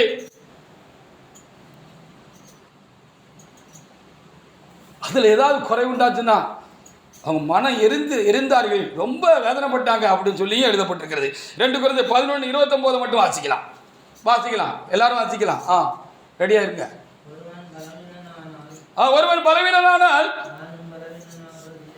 பலவீனம் ஆகிறது இல்லையோ, நான் ஒருத்தன் பலவீனப்பட்டா, ஆண்டவருக்குள்ள பலவீனப்பட்டான் அப்படின்னா அவனுடைய பரிசுத்த வாழ்க்கையில், ஆவிக்கிற வாழ்க்கையில் ஒரு குறை உண்டாயிட்டுன்னா, எனக்கு நான் பலவீனப்பட்டது போல அவர் ஃபீல் பண்ணாரா, உணர்ந்தாரா? ஒருத்தன் இடறிட்டான், ஆண்டவருக்கு அடுத்த காலத்தில் இடறி போயிட்டான் அப்படின்னு சொன்னா, அவன் இடறிட்ட இவர் மனசு ரொம்ப எரிஞ்சிச்சான், ரொம்ப வேதனைப்பட்டாரு அப்படின்னு சொல்லி எழுதப்பட்டிருக்கிறது. இப்படி ஊழியக்காரங்க இன்னைக்கு நமக்கு தேவையா இருக்கிறார்கள். யார் அப்படி இருக்கிறார்கள்? எங்கே இருக்கிறார்கள்? மக்களுக்கு தக்கன சால்ரா போட்டுட்டு நீ என்னென்னு போ, நாசமாக போன்னு எதை பற்றி கவலைப்படாத ஊழியக்காரர்கள் தான் இன்றைக்கு அதிகமாக என்ன செய்திருக்கிறார்கள், பெருகி இருக்கார்கள். அவர்கள் தங்களை காட்டாமல் கிறிஸ்துவை காட்டினாங்க அப்படின்னு சொல்லி 2 கொரிந்தியர் 4:5 எழுதப்பட்டிருக்கிறது. இப்போ ஒரு ஊழியக்காரன் வேலை என்ன? தன்னை காட்டக்கூடாது, தன்னோட பிரதாபத்தை காட்டக்கூடாது. நான் ஒரு பெரிய ஊழியக்காரன், நான் அப்படி ஆத்துமாக்களை சம்பாத்தியம் பண்ண, இப்படி ஆத்துமாக்களை சம்பாத்தியம் பண்ணுவேன். நீங்களா சம்பாத்தியம் பண்ணீங்க, நாங்க தான் சம்பாத்தியம் பண்ணோம். ஆனா முடியல, அந்த பெரிய கூட்டம் என்னதான் கடன் பண்ணணும், என் கூட தான் சேர்ந்து இருக்கணும், எனக்கு தான் அந்த மகிமை முகல வேணும், வேற யாருக்கு உண்டா இருக்கக்கூடாது. நான் கஷ்டப்பட்டேன், யாரும் கர்த்தருக்கு யாரும் அந்த ஆத்மாவுக்காக சிலுவையில் தொங்கலை, அவமானப்படலை. வாசிங்க 2 கொரிந்தியர் 4:5. நாங்கள் எங்களையே பிரசங்கிக்காமல், ஆமா, நான் எங்களை பிரசங்கிக்கலப்பா, நாங்க எங்களை பிரசங்கிக்கல, நாங்க அவருடைய ஊழியக்காரங்க வேலைக்காரங்க தான் அப்படின்னு ஒரு தாழ்மை அவங்களுக்குள்ள இருந்துச்சு.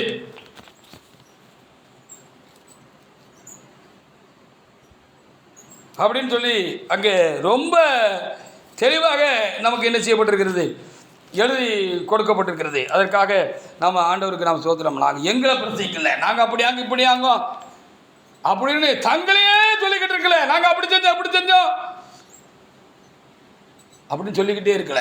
அவங்கள காட்டலை, எங்க போனாலும் அவங்கள காட்டலை, அவங்கள கிறிஸ்து காட்டினார வழிய அவங்க மக்கள் மத்தியில் தங்களை காட்டலை, தங்களை வசதி காட்டலை, தங்கத்தில் இருக்கிறான காரியங்களை முக்கியப்படுத்தல, முன்வைக்கல.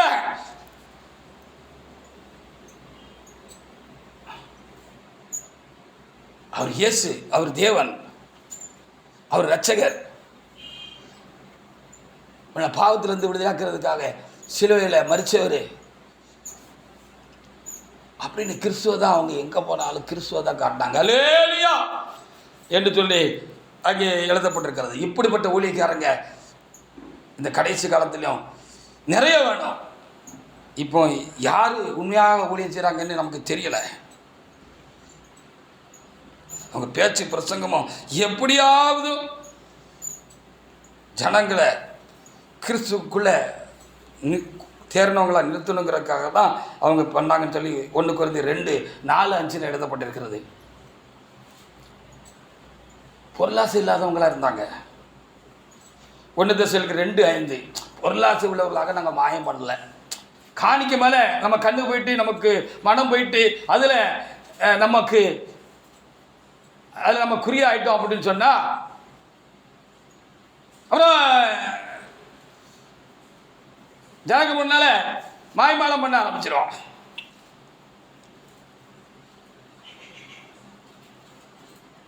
சோத்திரம் பிரதர், வாங்க பிரதர், அவர் எப்படி இருந்தாலும் சரிதான். என்ன பிரதர் வந்தீங்க? காணிக்கை கொடுத்துட்டு போனேன். கொண்டாங்க, வாங்கிக்கிடுதேன். என்ன காணிக்கை, எப்படி வந்துச்சு, ஏன் வந்துச்சு, இது என்ன காணிக்கை, இது தசமம் ஆகுமா, இல்லை பொருத்தனையா, இல்லைன்னா உற்சாக காணிக்கையா, எதில் என்ன வழியில் வந்துச்சு, எப்படி வந்துச்சு, இதெல்லாம் கேட்காம என்ன செஞ்சிருவாங்க, காணிக்கை வாங்கி பைக்கில் போட்டு தான் பொருளாசை. பொருளாசை உள்ளவர்களாக நான் மாயம் பண்ணவில்லைன்னு எழுதியிருக்கு. வாசிங்க 1 Thessalonians 2:5.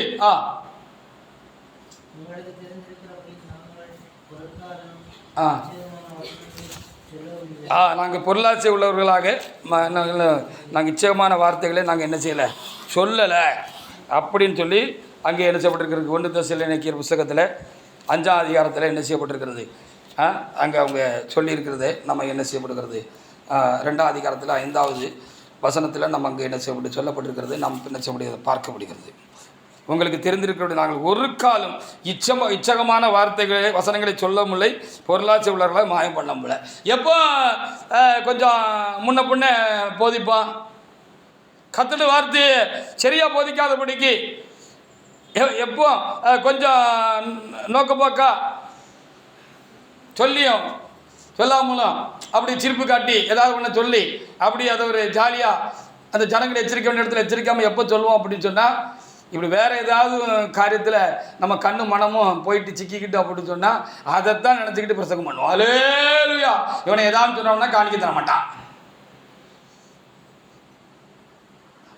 இவனை ஏதாவது சொன்னோம்னா தர்ற காணிக்கையை நிப்பாட்டிடுவான். அதனால் நமக்கு தேவையில்லை, நமக்கு காணிக்க வேணும், நமக்கு குடும்பம் இருக்குது, பிள்ளைகள் இருக்குது அப்படின்னு சொல்லி அந்த நோக்கம் வந்துட்டு அப்படின்னு சொன்னால் இந்த வார்த்தையின்படி அவங்க தங்களை சரியாக காத்துக்கொள்ள முடியாது என்று சொல்ல முடியும். 1 Thessalonians 2:6 முதல் சில வசனங்களை நீங்கள் வாசித்து பாருங்கள். அவங்க மனுஷர்கள் மூலமாக வர்ற எந்த பேரையோ புகழையோ அல்லது பதவி ஆசை உள்ளவர்களாகவோ அல்லது மனுஷரால் வருகிற எந்த ஒரு நன்மைகளை முன்வைச்சோம், மகிமையை முன்வைச்சோம், மேன்மையை முன்வைச்சோம், நாங்கள் ஊழியம் செய்யலை, அதை தேடலை. நாங்கள் கிறிஸ்துவ பிரிவில் தான் தேடுதோம். ஜனங்கடத்தில் கிறிஸ்துவ கொண்டு போய் சேர்க்கணும், சரியா சேர்க்கணும். அதற்காக தான் நாங்கள் ஜனங்கடத்தில் பட்சமாக இருக்கிறோம்.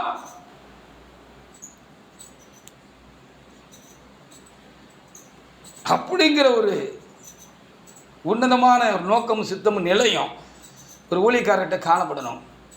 இல்லைன்னா அவங்க ஊழியம் செய்கிறத விட ஊழியம் செய்யாமல் இருக்கிறது நல்லது. எத்தனையோ வேலை இருக்க உலகத்தில் பணம் சம்பாத்தியம் பண்ணுறதுக்கு, பேர் புகழை பெற்றுக்கொள்கிறதுக்கு, இதை காட்டில் அரசியலுக்கு போகலாம். இப்படிப்பட்டவங்கெல்லாம் அரசியல்வாதியே தோற்று போவான் போல இருக்குது. சில நேரத்தில் இவங்களுடைய காரியங்களெல்லாம் பார்க்கும்போது நமக்கு அதிர்ச்சியாக இருக்கிறது.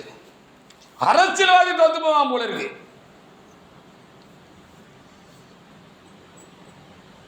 வாசிங்க பாப்போம். அப்படி இருந்தும்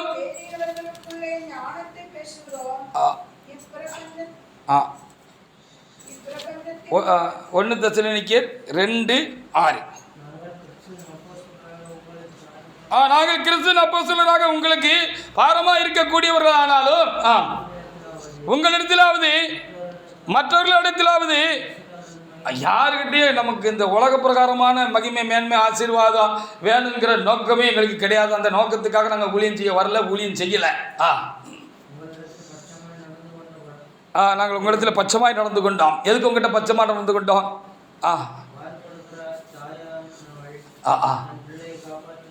அவன் எப்படியாவது கிறிஸ்துக்குள்ளே உங்களை பாதுகாக்கணுங்கிறதுக்காக. உங்கள் மேலே எங்களுக்கு அப்படி ஒரு வாஞ்சை இருக்குது. தேவனுடைய சுவிசேஷத்தை உங்களுக்கு கொடுத்தது இல்லாமல் நீங்கள் எங்களுக்கு பிரியமானவர்களானபடினாலே எங்களோட உயிரை கொடுக்கறதுக்கு நாங்கள் ஆயத்தமாக இருக்கிறோம் அப்படின்னு சொன்னாங்க. இப்படிப்பட்ட ஊழியக்காரர்கள் இந்த கடைசி காலங்களில் திருச்சபைக்கு தேவையாக இருக்கிறது, நமக்கு தேவையாக இருக்கிறது, கிறிஸ்துவுக்கு தேவையாக இருக்கிறார்கள். அப்படி ஜீவனையும் கொடுத்தாங்க அப்படின்னு சொல்லி பிலிப்பியர் 2:17 எழுதப்பட்டிருக்கிறது. இப்பொழுதே நான் பாலம் வழியாக வார்க்கப்பட்டு போகிறேன் என்று சொல்லி அங்கே என்ன செய்யப்பட்டிருக்கிறது, அங்கே எழுதப்பட்டிருக்கிற 2 தீமோத்தேயு 4:6 கூட என்ன செய்யப்பட்டிருக்கிறது, எழுதப்பட்டிருக்கிறது. பிலிப்பியர் 2:17 மேலும் உங்கள் விசுவாசமாய் பலியின் மேலும் ஊழியத்தின் மேலும் நான் பார்க்கப்பட்டு போனாலும் நான் மகிழ்ந்து உங்களோட விட சந்தோஷப்படுவேன் அப்படின்னு எழுதியிருக்கிறாரு. அப்படி ஊழியத்துக்காகவே தங்களை ஒப்பு கொடுத்து ஜனங்களுக்காகவே அவங்க வாழ்ந்து ஊழியம் செய்து அவங்க கிறிஸ்துக்குரியவங்களை தீவிரமாக தேடுறதுனால அவங்க கடைசியில் மரணத்தையும் தழுவி கொண்டாங்க. கிறிஸ்துக்காக மறிச்சாங்க, ரத்த சாட்சியாக மறிச்சாங்க. சொல்லல இல்லை அவங்க வாழ்க்கையில் அப்படியே அவங்க முடிஞ்சாங்க. அவங்க முடிந்து போனாங்க, அவரோட வாழ்க்கை முடிந்து போச்சு. அதை உறுதிப்படுத்துகிற மாதிரி அவங்க வாழ்க்கை இருந்துச்சு, அவங்க வாழ்க்கையின் முடிவு இருந்துச்சு அப்படின்னு சொல்லி பார்க்கப்படுகிற. வாசிங்க. வாசிங்களா? பலியின் மேலும் நான் வார்க்கப்பட்டு போனாலும் அப்படி போனாங்க. அதே 2 தீமோத்தேயு 4:6 வாசிங்க. 2 தீமோத்தேயு 4:6 அதில் அப்படி சொன்னார். அப்படி நான் பான வழியாக வார்க்கப்பட்டு போகிறேன் அப்படின்னு சொல்லி. அல்லேலூயா.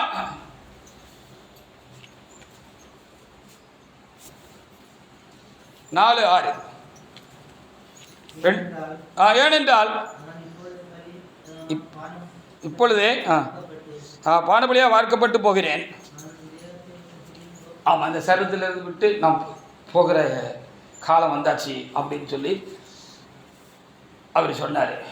அவர் சரீரத்தில் இருந்த காலமெல்லாம் கிறிஸ்துக்குரியவளை தேடினார், கிறிஸ்துக்காக ஊழியம் செஞ்சார், கிறிஸ்து சொன்னபடியே ஊழியம் செஞ்சார், ஜனங்களை கிறிஸ்துக்குள்ளாக நடத்தணுங்கிறதுக்காக ரொம்ப பிரயத்தனப்பட்டார். அதற்காக நிறைய சங்கடங்களை எல்லாம் அனுபவித்தார். கிறிஸ்துக்காகவும் ஜனங்களுக்காகவும் தேவனுடைய வார்த்தைக்காக வசனத்துக்காகவுமே அவர்கள் வாழ்ந்தார்கள், முடிந்தார்கள் அப்படின்னு சொல்லி சொல்லப்படுது. இப்படி என்ன போல உங்களுடைய நன்மையை நாடி விசாரிக்கக்கூடியவர்கள் நிறைய பேர் இப்போ இல்லை. தீமோத்தேயு ஒருத்தன் தான் இருக்கான். அவனும் என்ன மாதிரியே உங்கள் மேலே அவ்வளவு வாஞ்ச உள்ளவனாக இருக்கான். உங்கள் நன்மையை நாடி தேடுகிறவனாக, ஜெபிக்கிறவனாக, அதுக்காக போராடுகிறவனாக இருக்கிறான். அதே நோக்கமாக இருக்கான், அதே சிந்தையாக இருக்கான். அவனுக்கு வேறு நோக்கம் இல்லை, சிந்தம் இல்லை. வாலிப பிராயத்தில் இருக்கான். ஆனாலும் அவன் என்ன செய்கிறான், அவனுக்கு இந்த வாலிப பிராயத்திலே அவனுக்கு மற்ற எந்த பெருசாக தெரியல, அதே நோக்கம் சித்தமாக தான் இருக்கான். அப்படிப்பட்ட ஊழியக்காரர்கள் ரொம்ப குறைஞ்சி போயிருக்கிறாங்க அப்படின்னு அவர் வருத்தப்பட்டாருன்னு இங்கே எழுதப்பட்டிருக்கிறது. இந்த காலத்திலேயோ ரொம்ப வருத்தப்பட வேண்டியதாக இருக்கிறது. சபைக்குள்ளும் அப்படி மாறி போய்விட்டது. தங்களுக்காக ஊழியம் செய்கிறவர்கள் பெருகி இருக்கிறார்கள். தங்களுக்குரியவர்களுக்காக ஊழியம் செய்கிறவர்கள் தங்களுக்குரிய தேடுகளில் தான் அதிகமாக இருக்கிறார்கள். ஆனபடினாலே இப்படி உண்மையான ஊழியக்காரர்களை கர்த்தர் திரளாக எழுப்ப வேண்டும் என்று சொல்லி தேவனுடைய ஜனங்களை நீங்களும் எங்களோடு கூட சேர்த்து அதற்காக நீங்கள் கண்டிப்பாக ஜெபிக்க வேண்டியது உங்கள் மேலே விழுந்த கடமையாக இருக்கிறது. அது உங்களுக்கும் ஆசீர்வாதம். உங்களைப் போல இருக்கிற மற்ற விசுவாசிகளுக்கும் ஆசீர்வாதம். இனி வரப்போகிறவர்களுக்கும் அது தேவையாக இருக்கிறது, அவசியமாக இருக்கிறது. ஆனபடினாலே இந்த வார்த்தையில் கேட்ட நாம் இதற்காக நாம் தனி ஜபங்களில் போராடி பிரயாசப்படுமாக. ஆண்டவரே, உண்மை உள்ள ஊழியக்காரர்கள் குறைந்திருக்கிறார்களப்பா. உமக்குரியவர்களை தேடாமல் தங்களுக்குரிய தேடுகிறவர்கள் பெருகி இருக்கிறார்களப்பா. இந்த நிலைமை மாற வேண்டும். ஆதிகாலங்களை போல ஜனங்களுக்காக தங்களை கொடுத்து ஊழியம் செய்த நல்ல ஊழியக்காரர்கள் நிறைய வேணுங்கப்பா. நீங்கள் எழுப்புங்கப்பா அப்படின்னு சொல்லி நாம் ஜெபிப்போம். நமக்கும் இந்த கிறிஸ்துவின் பணியில் இப்படிப்பட்ட பங்கு உண்டாயிருக்கிறது, உங்களுக்கு உண்டாயிருக்கிறது. அதை நினைப்பூட்டுவதற்காகவும் தேவனாய் கர்த்தர் இந்த வார்த்தையில் நமக்கு தந்திருக்கிறார் என்று எண்ணுகிறேன். கர்த்தர் இந்த வார்த்தைகளை ஆசீர்வதிப்பாராக. நாம் தேவனாய் கர்த்தரை நாம் சோத்தரிப்போமாக.